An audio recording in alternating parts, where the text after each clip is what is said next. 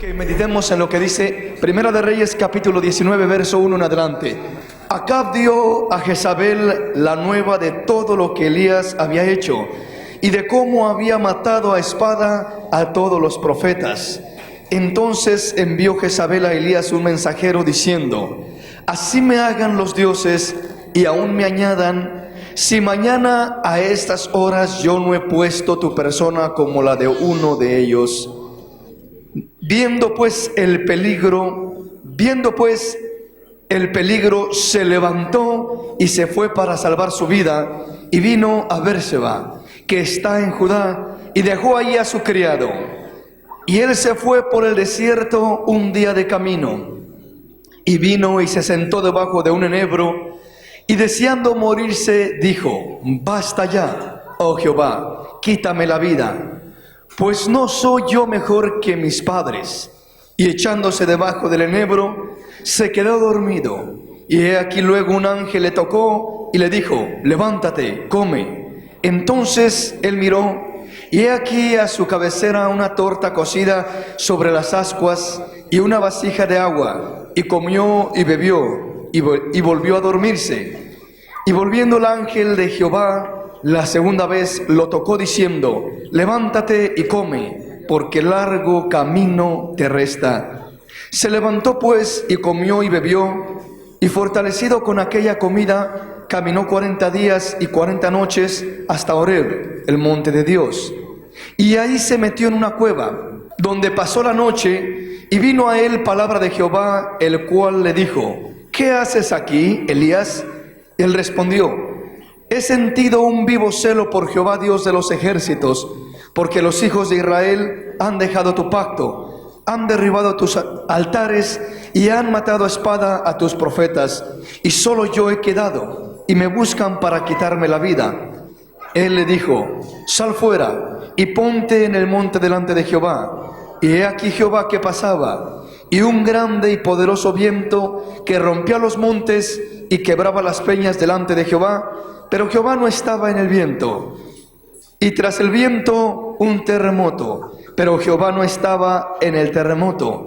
Y tras el terremoto un fuego, pero Jehová no estaba en el fuego. Y tras el fuego un silbo apacible y delicado. Y cuando lo oyó Elías, cubrió su rostro con su manto y salió y se puso a la puerta de la cueva. Y aquí vino a él una voz diciendo: ¿qué haces aquí, Elías? Hemos estado meditando los últimos domingos en la palabra del Señor. Este ya es el cuarto mensaje que tomamos en esta sección, en este estudio. Hemos estado meditando acerca de lo que es Jezabel. Hemos estado meditando acerca de ese espíritu, ya que no es una persona, sino un espíritu. Primeramente comenzamos meditando acerca de lo que es la iglesia, del reflejo de la iglesia como ministerio, cómo el Señor la ha preparado, la ha fortalecido, la ha equipado, le ha dado autoridad, le ha dado poder, le ha dado dominio. El Señor le ha dado cosas grandes a la iglesia. Le ha dado ese poder precioso para hacer caer fuego del cielo. Estuvimos mirando cómo cuando la iglesia ora, hay fuego que desciende del cielo. Miramos que en Pentecostés eso sucedió, y no solamente en Pentecostés, sino en muchos pasajes. Miramos igualmente cómo la iglesia tiene autoridad para abrir los cielos, para cerrar los cielos.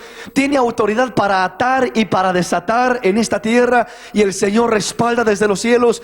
¿Y por qué es que hemos estado mirando todo esto? Porque hemos estado mirando el reflejo de la iglesia sobre Elías, sobre Juan el Bautista, cómo Elías tuvo un ministerio precioso y después ese ministerio vino a continuarlo Juan el Bautista. El ministerio de estos dos varones era de reconciliar al mundo con su Dios, de reconciliar al pueblo con su Dios. El ministerio de esos varones era de preparar un pueblo bien dispuesto para el Señor. Y miramos que ese mismo ministerio es el ministerio que la iglesia tiene en este tiempo. Es el ministerio que la iglesia está desarrollando, de reconciliar al pueblo con su Dios, de reconciliar a este mundo con el Señor. Somos reconciliadores, embajadores en nombre de Jesús, en nombre de Dios, como si Dios rogase por medio de nosotros. Vamos reconciliando al mundo con Cristo Jesús. No solamente nos reflejamos como iglesia en Elías y en Juan el Bautista, sino que también se refleja la misma autoridad, le repito, se refleja el mismo ministerio, el mismo llamado. Vamos mirando eso desde el tiempo antiguo, desde Elías, lo miramos en Juan el Bautista y lo miramos en la iglesia. Y ahora no solamente miramos la bendición, no solamente miramos el ministerio que se nos ha encomendado de reconciliación, no solamente miramos la autoridad y el respaldo que hubo sobre Elías, que hubo sobre Juan y que debe de haber sobre la iglesia, sino que aún miramos cómo es que el ataque más grande que tuvo Elías, el peligro más grande que tuvo Elías, la seducción más grande, la amenaza más grande que enfrentó Elías, no fue una amenaza contra un rey, no fue una amenaza contra un ejército, fue una amenaza contra un espíritu, una influencia, un espíritu llamado Jezabel. Esa misma influencia miramos que fue la misma que se manifestó atacando a Juan el Bautista, cuando por medio de seducción, de un baile, una danza seductora, viniera la hija de Herodías a seducir al rey para pedirle que le entregara la cabeza de Juan el Bautista en una bandeja de plata, en una bandeja especial, como un regalo, como un obsequio, pudiendo haber pedido tantas cosas: reinos, dinero, fama, lugares especiales, palacios, oro, plata. Podía haber pedido todo aquello, pero no pidió nada de aquello. Pidió la cabeza de Juan el Bautista. Y mirábamos qué es lo que inquieta tanto a ese espíritu de Jezabel. ¿Qué es lo que lo incomoda tanto? ¿Qué es lo que lo irrita tanto? ¿Por qué levantarse con tanto odio, con tanta amenaza contra Juan el Bautista? ¿Por qué no detenerse hasta querer acabar con él y mirarlo muerto? ¿Por qué no detenerse hasta perseguir a Elías y amenazarlo y decirle: así me hagan los dioses y aún me añadan, si no te tengo como a uno de los profetas que mataste el día de mañana? Es decir, si no te mato para mañana. ¿Y por qué se levantaba con tanta fuerza ese espíritu? Mirábamos la semana pasada que una de las razones es porque ese espíritu no soporta la autoridad, ni quiere estar bajo autoridad, ni quiere someterse a la autoridad de Dios. Primeramente quiere la gloria para sí misma, quiere el lugar especial, el privilegio, quiere tener todo en el control de su mano y no en el control de Dios. La iglesia de Cristo es todo lo contrario. La iglesia de Cristo jamás buscará controlar bajo manipulación a nadie ni a nada, menos a la iglesia, sino que la iglesia de Cristo Jesús siempre buscará vivir bajo la autoridad del Espíritu de Dios, bajo el poder, bajo la palabra de Dios, que es la que rige a la iglesia, es la autoridad suprema que rige en esta tierra, que rige nuestras vidas, que rige nuestros corazones, que rige nuestro ser completo. Es la autoridad de la palabra del Señor. Si no vivimos bajo la autoridad de la palabra del Señor, caemos en el error, corremos el peligro de desviarnos y de ser seducidos por ese espíritu de Jezabel. Mirábamos que el espíritu de Jezabel no necesariamente es un sexo femenino, sino que aún se manifiesta también en el sexo masculino, es decir, tanto en el hombre como en la mujer. Cuando no buscamos darle el lugar a Dios, miramos que el carácter de Juan el Bautista era humilde. El lugar de Juan era presentar al Cordero de Dios. El ministerio de Juan consistía, en pocas palabras, en una cosa: en apuntar a Jesús y decir: he ahí el Cordero de Dios que quita el pecado del mundo. He ahí, ahí está Él, síganlo a Él, no a mí, síganlo a Él, búsquenlo a Él, agrádenle a Él. Ese es el ministerio de la iglesia, ese es el propósito de la iglesia, de apuntar al Señor y decir: aquí aquí está el Señor, ahí está el Señor, Él sana, Él tiene poder,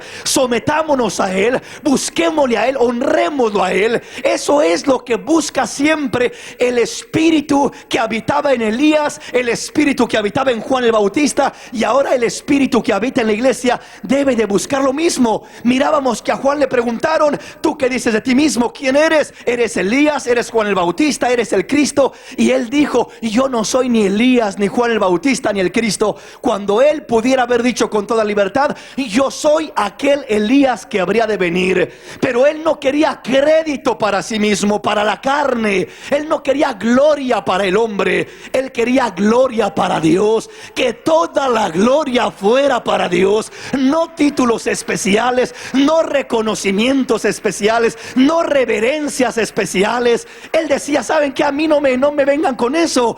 Es necesario que Él crezca y que yo mengüe. A mí no me miren ni siquiera como el personaje especial. No me coronen de títulos, no me den lugares especiales. Denle toda gloria y honra al que la merece, al Cristo de la gloria. Denle todo a Él, porque Él es el único digno de ser alabado. Denle un aplauso al Rey en esta preciosa mañana. Aleluya. Vamos a introducirnos ahora en el mensaje. Le hablé un poquito de lo que hemos meditado para que esté al corriente, y para los que por primera vez nos escuchan puedan saber de lo que estamos hablando. Vemos lo que dice la palabra en Primera de Reyes capítulo 19 verso 1 en adelante. Oiga lo que dice: Acab dio a Jezabel la nueva de todo lo que Elías había hecho y de cómo había matado a espada a todos los profetas. Entonces envió Jezabel a Elías un mensajero diciendo: así me hagan los dioses y aún me añadan, si mañana a estas horas yo no he puesto tu persona como la de uno de ellos. Vea lo que sucedió aquí. Miramos primeramente que Elías tiene un triunfo glorioso. Hace caer fuego del cielo, ora para que llueva después de 3 años y medio. Cae fuego del cielo y consume todo aquel sacrificio. Dice la palabra que ora y cae una tormenta tan grande que apenas podían llegar a casa de tan fuerte que era la tormenta. Algo tremendo aconteció. Elías mató a más de 450 profetas. Fue un triunfo precioso, una victoria tremenda.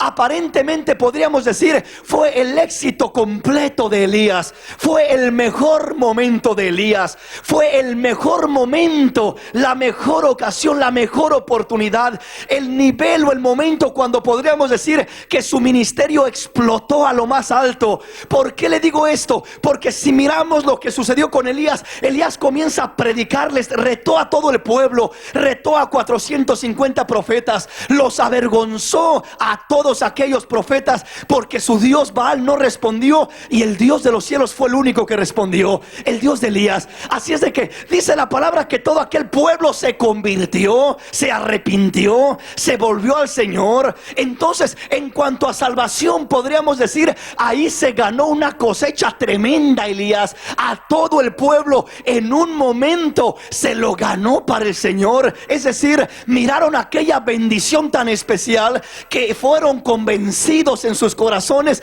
de que Elías tenía el verdadero Dios, de que el Señor es el verdadero Dios. Se convirtieron, no solamente eso, sino que cayó fuego del cielo de una manera sobrenatural. ¿Quién no se gozaría con mirar algo así? Algo espectacular, algo sobrenatural. Miró Elías. Aparte de eso, va y se pone a orar, y después de 3 años y medio el Señor envía una tormenta tremenda, una lluvia especial. Estaba en el momento más especial de su avivamiento. Oiga bien lo que le voy a decir, porque aquí comenzamos con el tema.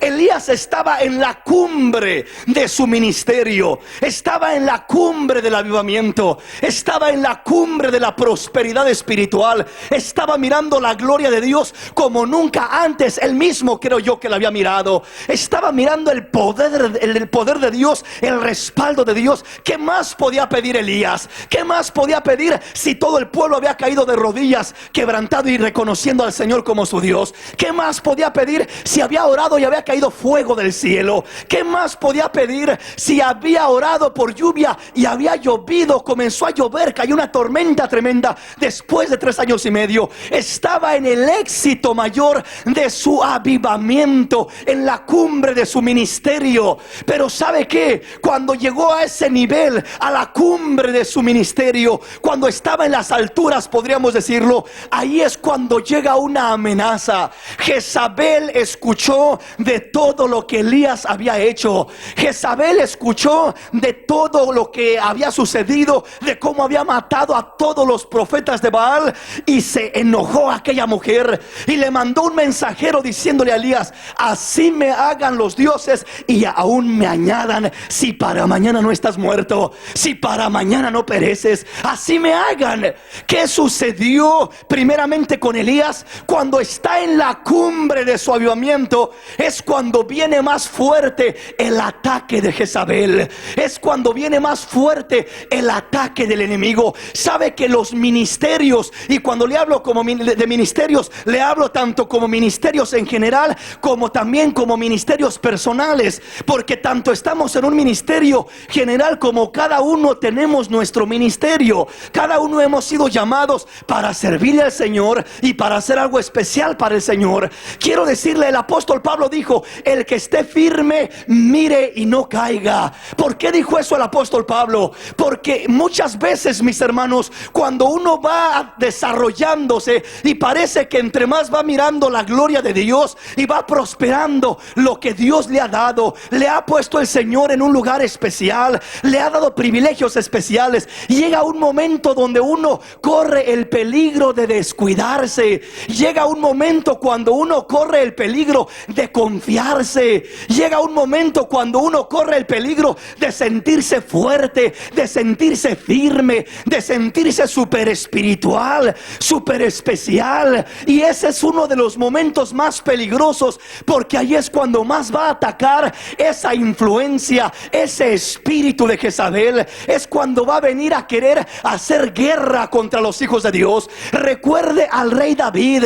La Biblia dice que el rey David estaba en la cumbre de las victorias. No había ya que conquistar otro pueblo, porque todo lo tenía bajo las plantas de sus pies. Todos los lugares donde hacía guerra era victorioso, era vencedor. Y ya nomás tenían una batalla y una guerra con un pueblecillo chico. Pero dice la palabra del Señor que era tiempo de guerra, y dice que David se quedó a descansar en el palacio. Se quedó ahí, se confió. Dijo: ¿para qué tanto? Bueno, ¿qué tiene de malo que me quede? Era tiempo de guerra, y se confió en que ya tenía mucho territorio ganado. Quiero decirle, mi hermano, los hijos de Dios, entre más territorio ganamos o ganan, no debemos de detenernos ni de confiarnos. Entre más tiene una victoria, prepárese, porque va a venir un ataque más fuerte. Tiene que estar armado, tiene que estar reforzado. No podemos descuidarnos, no podemos conformarnos, no podemos decir: ya el Señor me dio una tremenda victoria.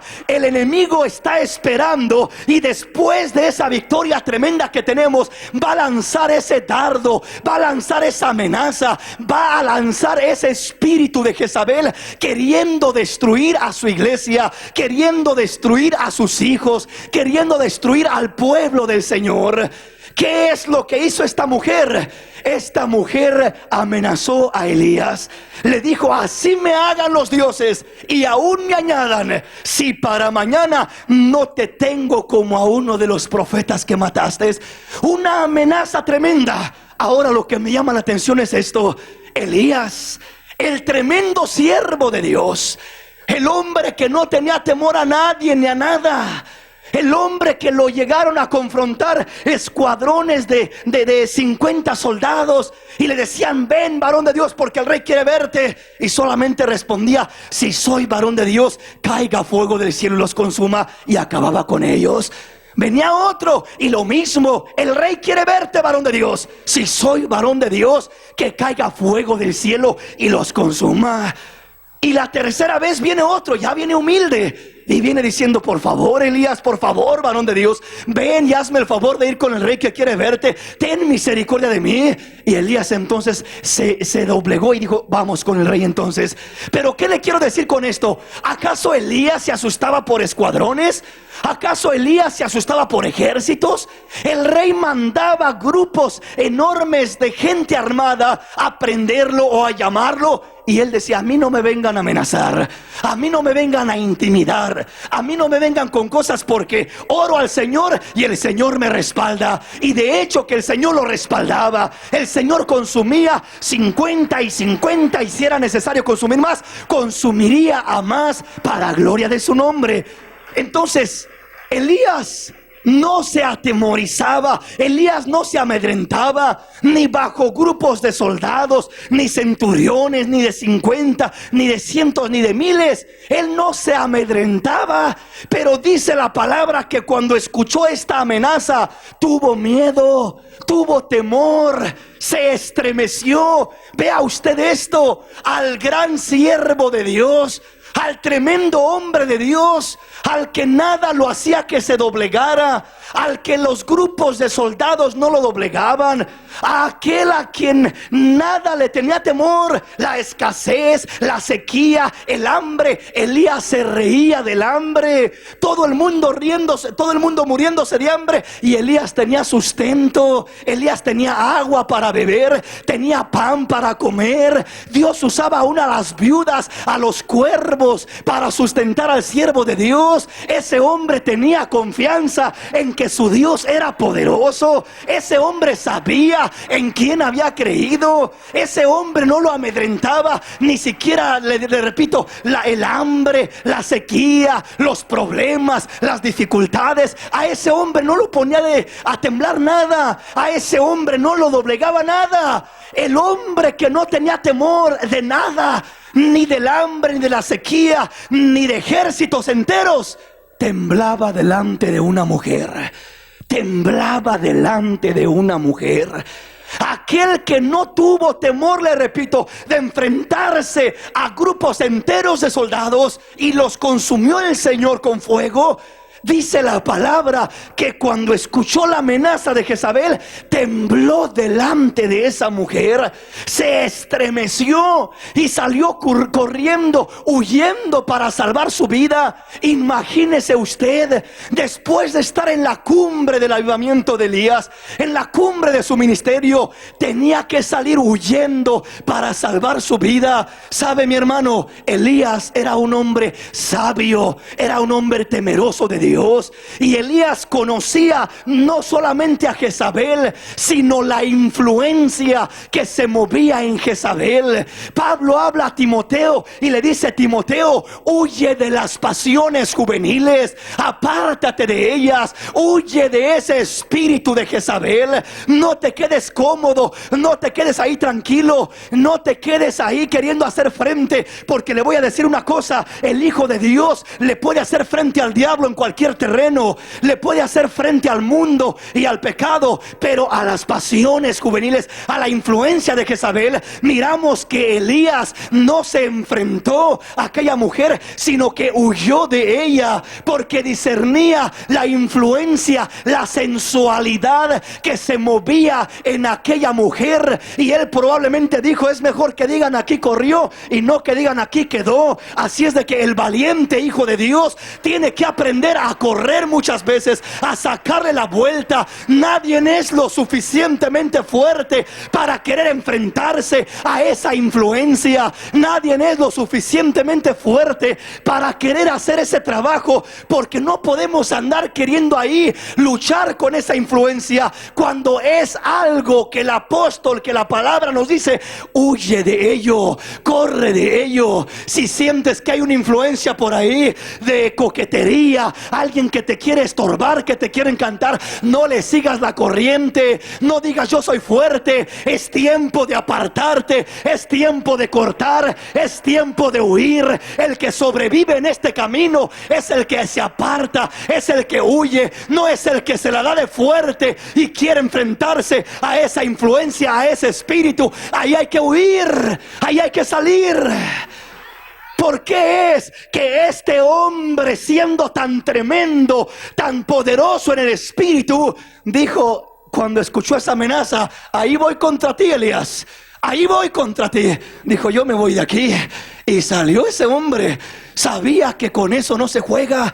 Fue la amenaza más grande para el ministerio de Elías. Fue la amenaza más grande para el ministerio de Juan el Bautista. Y sigue siendo la amenaza más grande para la iglesia de este tiempo. Sigue siendo la amenaza más grande, que cuando uno se confía en esa área, más hombres y mujeres están cayendo en este último tiempo por el pecado de adulterio y de fornicación, que por ninguna otra causa. ¿Por qué? Porque el hombre se cree fuerte, se cree sabio. Hermano, le repito, aquí no hay sabios ni fuertes que puedan hacer frente a esa influencia. Hay que huir, hay que escapar por nuestra vida. Hay que ser sabios y hay que cuidar nuestra alma. Hay que valorar nuestra salvación con temor y temblor, porque solamente de esa manera vamos a permanecer vivos en este camino. No hay de otra manera. ¿Estamos comprendiendo? Elías escuchó una amenaza y dice la palabra en el verso 2: entonces envió Jezabel a Elías un mensajero diciendo: así me hagan los dioses y aún me añadan, si mañana a esta hora yo no he puesto tu persona como la de uno de ellos. Viendo pues el peligro, se levantó y se fue para salvar su vida. Oiga, ahí está el hombre sabio, ahí está el hombre prudente, ahí está lo que tenía que hacer aquel hombre. Viendo pues el peligro, se levantó y se fue para salvar su vida. Y vino a Bérseba, que está en Judá, y dejó ahí a su criado. Él primeramente se levantó para salvar su vida. ¿Tendría temor Elías de la muerte física? Yo creo que no, mis hermanos. ¿Tendría temor de un ejército que podría mandar Jezabel? No. Si no tuvo miedo del rey, si no tuvo miedo de 450 profetas, entonces ¿por qué dice que viendo pues el peligro, se levantó para salvar su vida? Qué triste es que muchas veces nosotros veamos el peligro donde estamos. Veamos el peligro en el que estamos caminando. Veamos el peligro en el que nos encontramos. Y en vez de que nos levantemos para salvar nuestra vida, nos quedemos confiados en el mismo lugar. Nos quedemos tranquilos y quietos.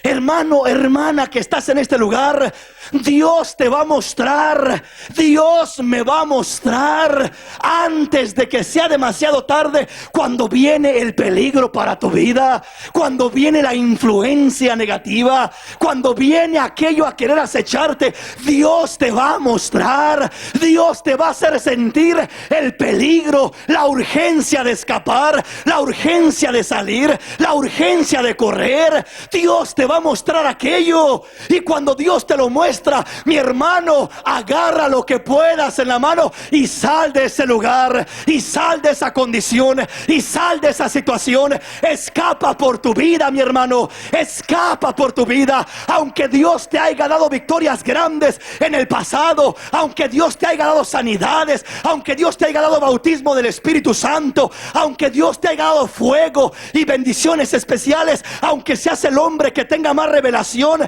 más conocimiento de la palabra, aunque seas la mujer más fuerte de oración, es tiempo de salir para salvar nuestra alma. Es tiempo de no jugarle el juego al enemigo. Cuando ese espíritu, cuando esa influencia te está rodeando, tenemos que aprender a salir de ese lugar. Le hablo no de un lugar literal, le hablo de un terreno espiritual, de una condición espiritual. Hay que salir de ese terreno y pararnos firmes en la palabra, pararnos firmes en el Señor, para tener la autoridad de reprender al diablo, de sacarlo, de echarlo fuera, de quitarlo de nuestra vida. Mientras estamos en ese terreno, perdemos autoridad contra ese espíritu. Oiga lo que le digo: Mientras estamos en ese terreno, perdemos autoridad contra ese espíritu. ¿A qué me refiero? Si el espíritu de Jezabel, si la influencia persuasiva, si la influencia incitadora de Jezabel se está moviendo alrededor de uno, y uno comienza ahí a jugar con aquella influencia y comienza a seguirle la corriente y comienza a decir, bueno, conmigo no hay problema, yo soy fuerte, yo esto, yo lo otro.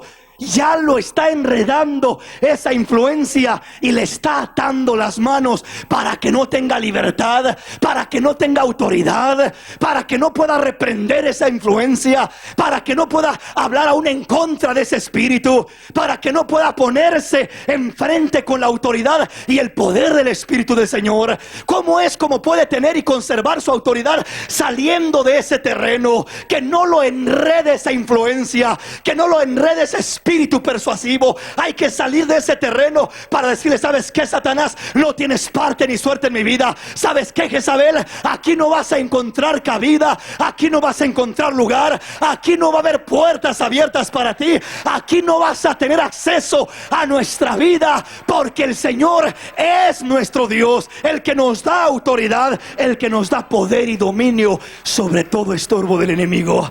¿Estamos comprendiendo? Vea lo que dice el verso 3 una vez más. El verso 3 una vez más.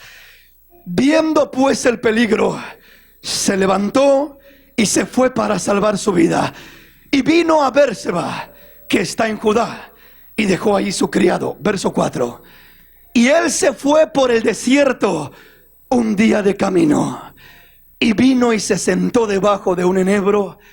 Y deseando morirse dijo, basta ya, oh Jehová, quítame la vida, pues no soy yo mejor que mis padres.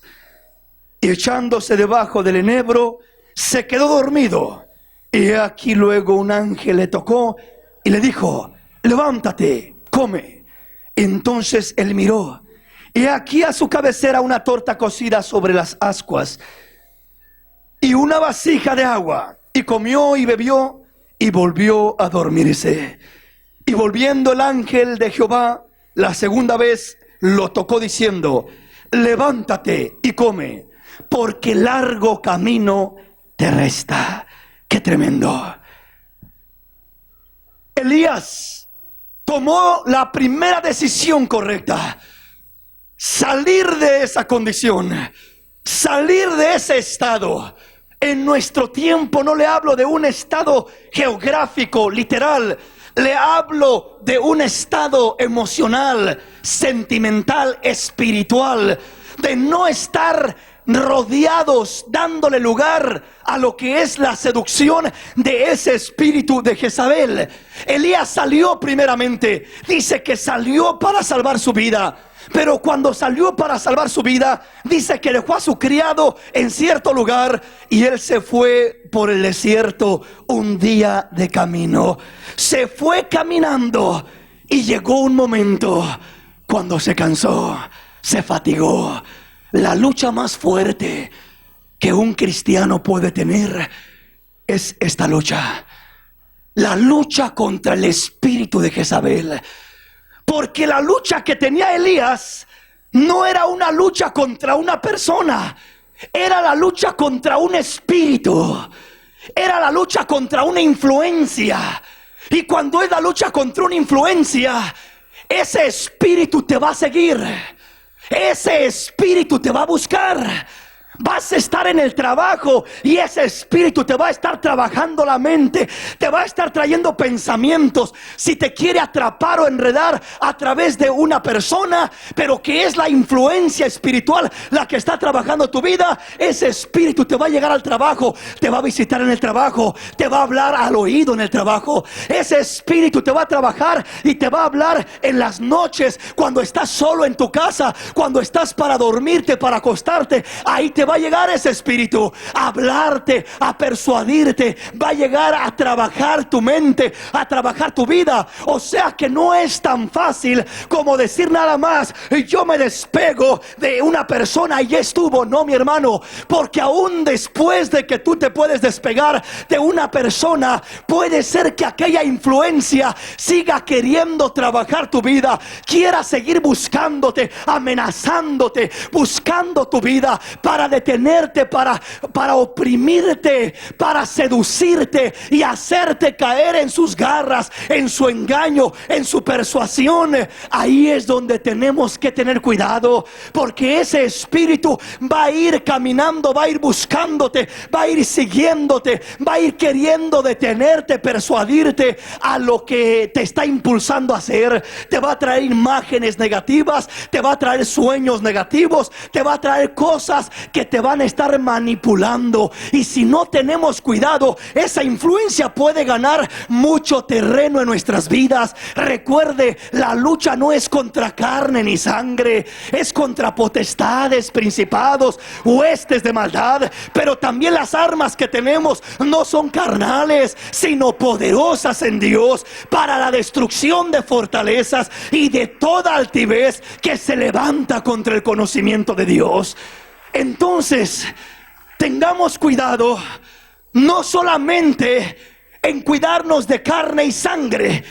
No es tanto de las personas donde está el peligro, es de la influencia espiritual. La guerra es espiritual, la lucha es espiritual, y tenemos que tener cuidado, porque cuando vamos caminando, vamos en este mundo, dice la palabra, que es como un desierto árido, seco, un desierto donde no hay alimento, un desierto donde solamente hay pecado y maldad. Este es el único oasis. Cuando venimos a la iglesia, acá nos refrescamos, acá nos fortalecemos, acá nos llenamos del Señor, acá encontramos paz, acá bebemos del agua cristalina. Pero salimos allá afuera y volvemos a salir al mismo desierto, volvemos a salir a seguir caminando. Y dice que cuando Elías iba caminando, se encontró un arbolito, un enebro, y dice que miró la sombra muy acomodante y se tiró en ese enebro y dijo: Señor, basta ya, hasta aquí llegué, mejor quítame la vida, porque yo no soy mejor que ninguno de mis padres. Basta ya, Señor. Qué tremendo. Aquella influencia, aquella amenaza iba siguiendo a Elías aún después de que iba ya por el desierto. Iba siguiendo a Elías aquel espíritu, aquella influencia. Y Elías iba caminando y llegó el momento donde se sintió débil. Se sentó a descansar. Dijo: aquí me quedo debajo de este arbolito, y yo no soy mejor que nadie. ¿Qué estoy haciendo batallando tanto? Yo no soy mejor que mis padres, que los pastores, que los hermanos, que los predicadores, que tanto. Yo no soy mejor que nadie. Yo no soy mejor que los que se han apartado del Señor. Yo no soy fuerte, no soy nada. Ese espíritu va a querer llegar a trabajar tu vida, hacerte sentir inferior, hacerte sentir que, bueno, parecen momentos, ¿sabe qué, mi hermano? Que ese espíritu llega a tu oído y te dice: ¿sabes qué? ¿Para qué te esfuerzas tanto, hombre? No vale la pena, hombre. ¿Para qué sigues tanto? ¿Para qué te santificas tanto? Mira lo que hacen en aquella iglesia, mira en aquella otra, mira lo que pasa aquí, mira lo que pasa allá. Y ese espíritu está trabajando hoy más que nunca a la iglesia del Señor para estancarla, para adormecerla, para dejarla debajo de ese enebro, diciéndole: ¿para qué, hombre? ¿Para qué tanto? Llévatela suavecita. Ahí nomás pásate jugando al cristiano. Ve a la iglesia, da tus diezmos, canta alabanzas y hasta ahí, hombre. No te esfuerces tanto, no te fanatices tanto. Mi hermano, aunque en este último tiempo el pecado se ha multiplicado, el Señor le dijo a Elías: ¿sabes qué, Elías? Tú piensas que eres el único que está batallando, el único que está sufriendo, pero quiero decirte, Elías, tengo un grupo de 7,000 varones, 7,000 hombres que no han doblado rodilla delante de Baal. Tengo un remanente que está de pie, tengo un remanente que me glorifica de corazón, tengo un remanente que no se ha contaminado, tengo un remanente que está firme caminando en el Señor. Mi hermano, a como el tiempo va avanzando, vamos a mirar muchas cosas, mis hermanos, muchas cosas en el camino del Señor. Vamos a mirar tantas cosas que el que no está firme va a estar tropezando, va a estar quedándose a medio camino. Pero el que está firme se va a afirmar más, porque dice la palabra: cuando todas estas cosas comiencen a suceder, no se agachen, no decaigan, erguíos y alzad vuestras cabezas, porque vuestra salvación está cercana. La salvación de la iglesia está cerca. Cristo está a las puertas y tiene que haber una iglesia limpia, santa, sin mancha, sin arruga, sin contaminación. Aleluya.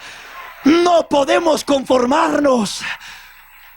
A Elías le llegó la oportunidad de decir: quédate como los del montón, confórmate, hombre. Elías dijo: yo no soy mejor que ninguno de mis padres, soy como los demás. Yo no soy diferente, yo voy a vivir como los demás. ¿Para qué tanto trabajo? ¿Para qué tanto esfuerzo? Solamente yo estoy esforzándome. No, mi hermano, a veces así parece que todo se está tomando superficialmente, que solo unos cuantos contaditos son los que están esforzándose. Mi hermano, no es en vano, porque cuando el Señor venga a esta tierra, no viene por cantidades, viene por calidades. Calidad de hombres, calidad de mujeres, calidad. Y Él dijo: muchos son los llamados, pero pocos son los escogidos. Muchos son los que oyen, los que escuchan, pero pocos son los que se esforzarán para entrar por la puerta angosta, porque ancho es el camino que lleva a la perdición y angosto el que lleva a la vida eterna. Ancha es la puerta que lleva a la perdición y angosta la que lleva a la vida eterna. Y dice: pocos son los que hallan ese camino, pocos son los que andan por él. Pero también dice la palabra: el que ande por este camino, por torpe que sea, no se extraviará, pero será llamado camino de santidad. Será llamado camino de santidad. Un camino reducido, un camino limitado, un camino donde pocos pueden andar, pero ese es el camino del Señor, el camino de santidad, el camino que a Dios le agrada. Aleluya. Denle un aplauso al Rey en esta mañana. Bendito el nombre de Jesús.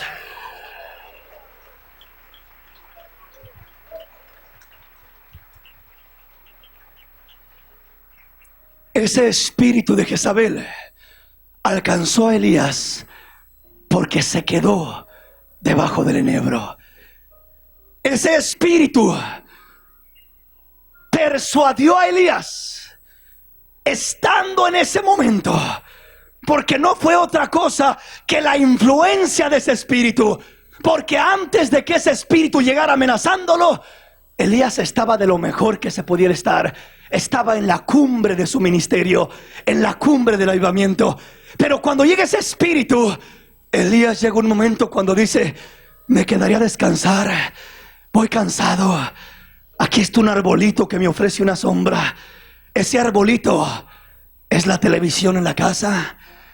Ese arbolito son las novelas que se queda ahí tranquilito. Quédate en casa, hombre, ¿para qué te esfuerzas? Tanta iglesia, tanta predicación, tanto, hombre, exageran allá. Ese arbolito, mi hermano, es cuando escogemos cualquier otra cosa antes que buscar al Señor.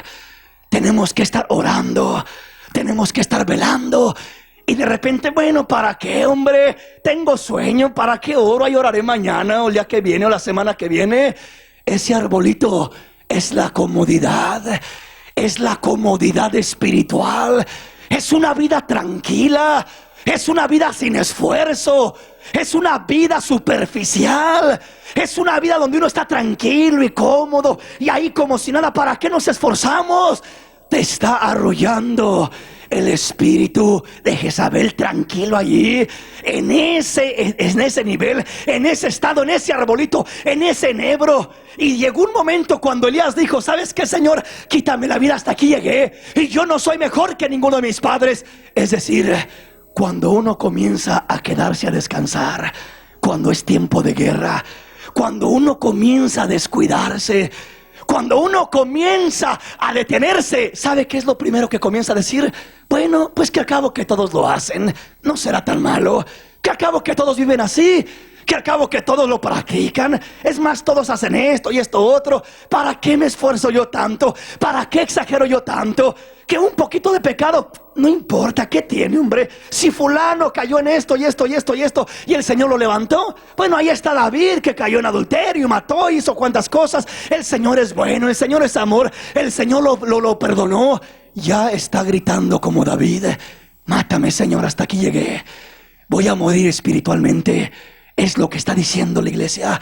Voy a morir espiritualmente.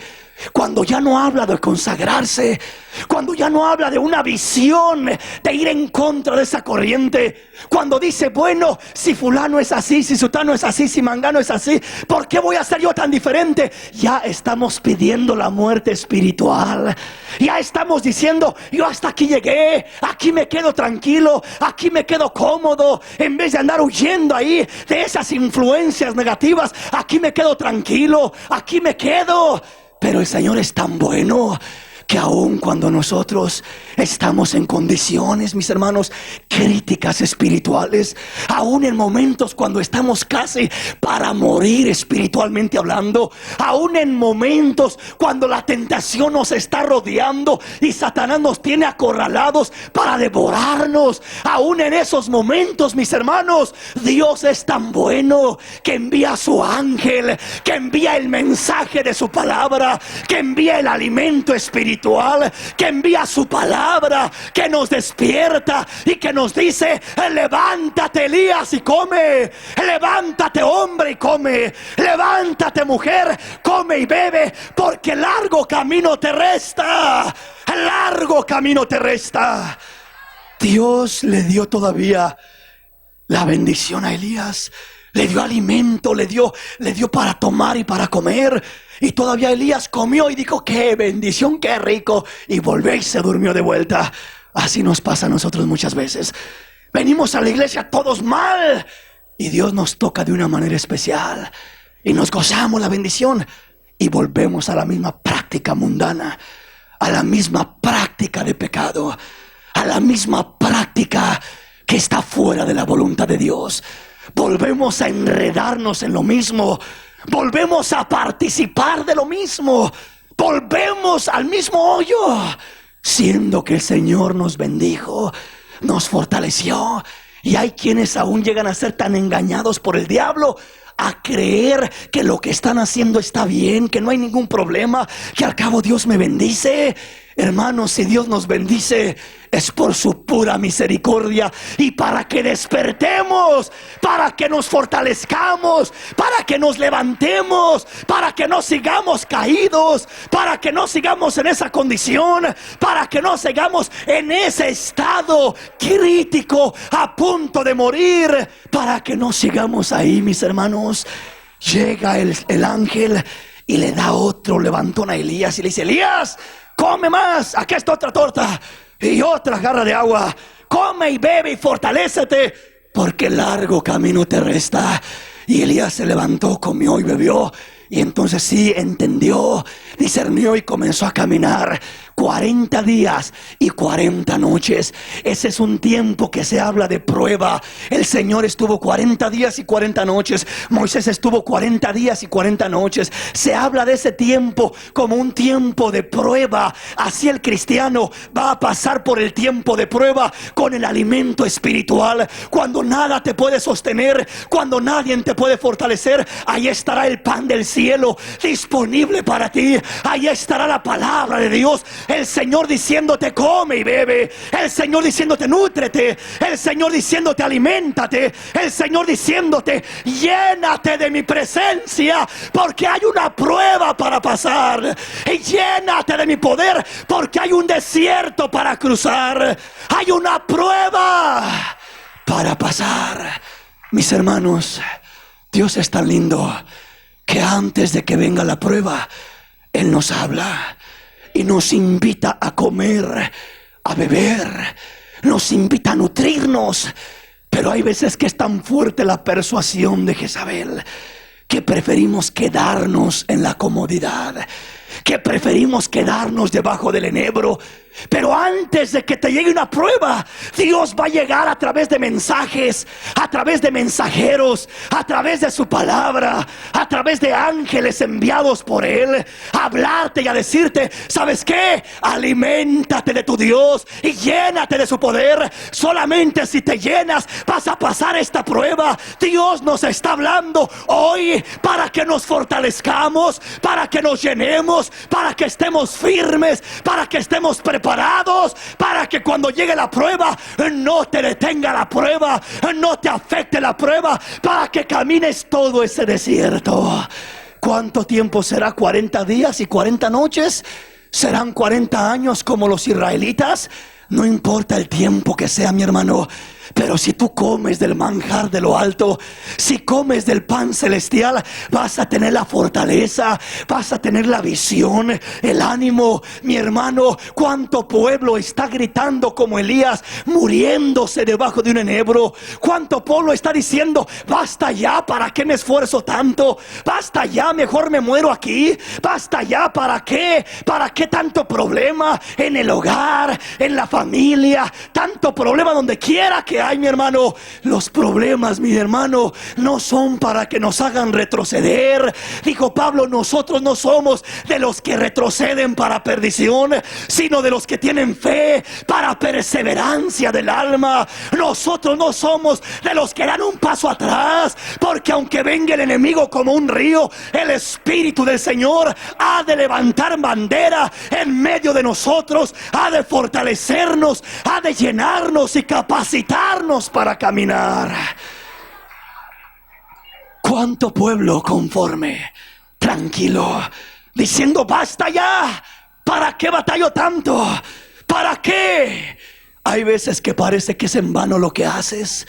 Hay veces que parece que nadie valora y nadie aprecia lo que haces, tu esfuerzo, el guardarte para el Señor. Hay veces que parece que no sirve de nada. Y llega ese pensamiento que viene de la persuasión de Jezabel, diciéndote: ¿para qué? Ya ves, ¿para qué tanto? ¿Para qué? Tú no eres mejor que ninguno de los otros. Tú no eres mejor que ninguno de los que han fallado, de los que se han quedado a medio camino, de los que han perecido. Tú no eres mejor. ¿Quién crees que eres? Es cierto, nosotros no somos mejores, pero Cristo en nosotros es la esperanza de gloria. Es Cristo en nosotros la esperanza de gloria. Denle un aplauso al Rey.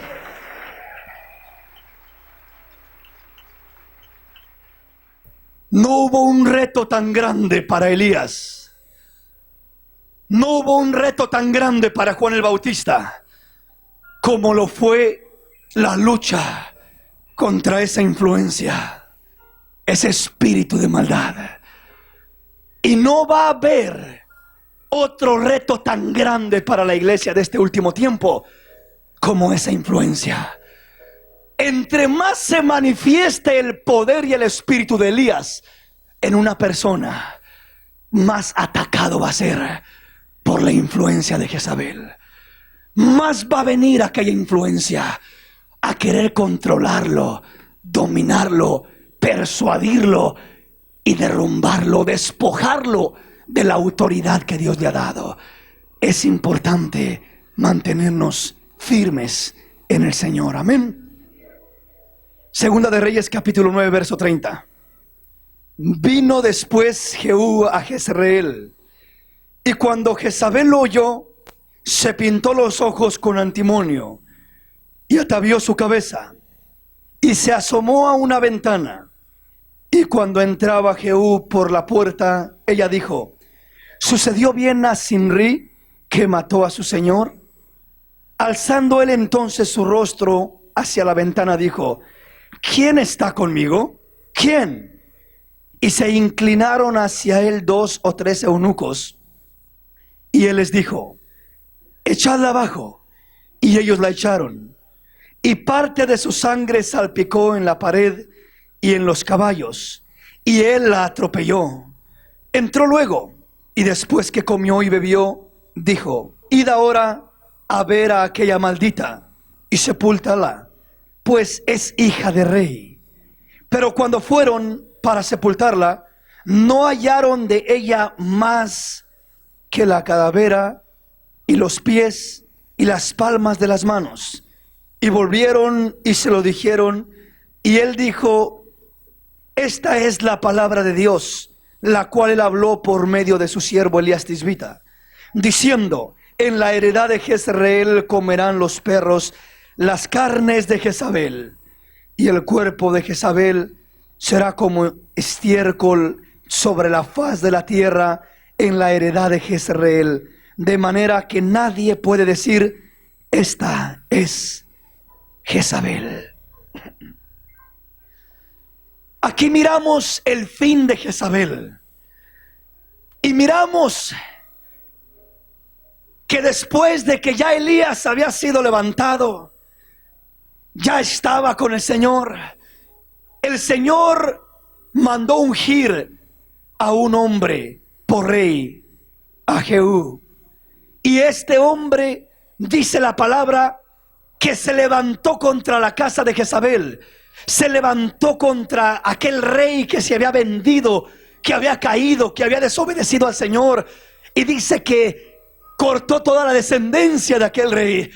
Pero dice la palabra que cuando llegaba victorioso este hombre, este nuevo príncipe, nuevo rey, dice que llegando al palacio, dice que se asomó por la ventana, estaba por la ventana, y de repente dice que cuando escuchó que venía ya Jehú, que había matado al otro rey, dice que se pintó, se atavió su cabeza, se pintó los ojos, y dice que se puso por la ventana y comenzó a esperar que llegara este hombre, este rey, para querer persuadirlo, para querer atraparlo, para querer seducirlo, como había seducido a Acab, rey de Israel. Y dice la Biblia que cuando entró, le saludó y le dijo: sucedió bien a Zimri, que mató a su señor. Y él preguntó: ¿quién está conmigo? ¿Quién está conmigo? Se acercaron 3 eunucos y le dijeron: esa es Jezabel, esa es la esposa de Acab, esa es Jezabel. Y ya tenía fama aquella mujer, él ya conocía quién era. Y dice que les dijo a esos 3 eunucos: vayan y aviéntenla por la ventana y que caiga muerta. Jezabel, una de sus tácticas más fuertes por donde seduce, es por la ventana. En otras palabras, por los ojos.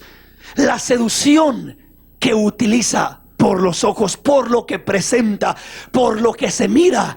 En otras palabras, utiliza lo visible, utiliza todo aquello que puede reflejarse, que puede mirarse, para atrapar, para seducir. Dice que fue y se peinó un peinado ostentoso. Dice que fue y se atavió los ojos con antimonio y se puso a la ventana.